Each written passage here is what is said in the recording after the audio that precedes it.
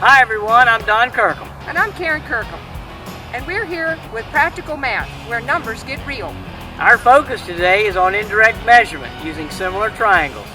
We're here on the JV football field at West Florence High School to determine the height of these stadium lights using 3 indirect measuring techniques.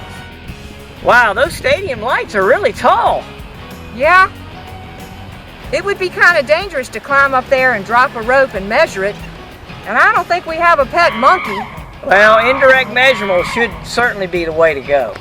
One of the methods of indirect measuring is using a mirror. This will create 2 similar triangles, both with right angles, and the angle of reflection will be the same for both. What I'll do is we'll place a mirror on the ground, and I'll back up from the mirror and look in the mirror until I see the top of the stadium lights reflected in the mirror. Then I'll take a tape measure and measure from the eye level down to your feet, and then I'll also measure from your feet to the center of the mirror.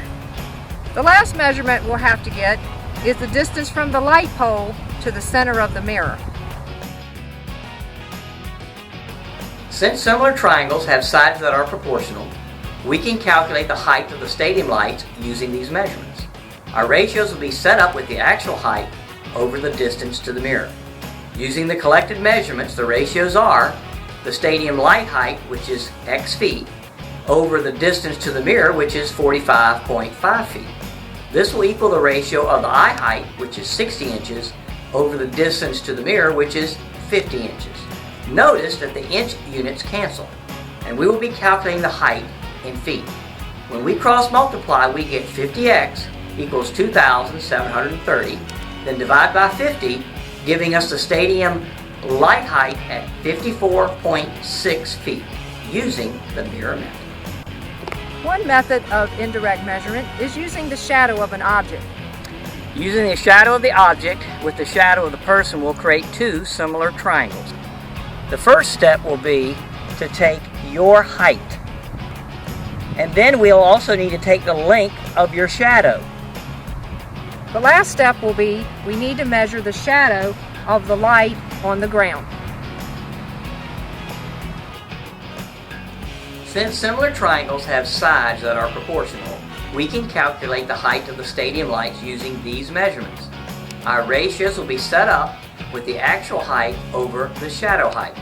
Using the collected measurements, the ratios are stadium light height, which is x feet, over the shadow length, which will be 96.8 feet.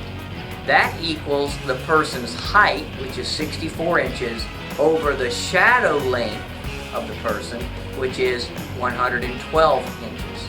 Notice that the inch units cancel, and we will be calculating the height in feet. When we cross multiply, we get 112x equals 6,195.2. Then divide by 112, giving us the stadium light height at 55.3 feet tall using the shadow method. A final method of using indirect measurement will be involving a photograph. We'll set up 2 ratios using the picture height to the actual height to estimate the height of the stadium lights. Since the picture will have the same proportions as the actual objects, we can calculate the height of the stadium lights using the measurements found in a photograph, as long as the person is standing next to the lights. Our ratios will be set up with the photograph height over the actual height. Using the measurements from a photograph, the ratios are the person's picture height, which is 0.25 inches or 1/4 of an inch, over the actual person's height, which is 64 inches. This will equal the ratio of the picture light height, which is 2.625 inches or 2 5/8 inches, over the actual light height, which will be x in inches. Notice that the units do cancel, but we will be calculating the light height in inches. When we cross multiply, we get 0.25x, which will equal 168, then divide by 0.25, giving us the stadium light height at 672 inches or 56 feet using the picture method. Using the mirror, the shadow, and the picture method, We found the light pole to be about 55 feet tall. All three of these are great indirect measuring techniques. A lot better than climbing. Yeah, so get out your mirror, use the sun and a camera, and measure something tall.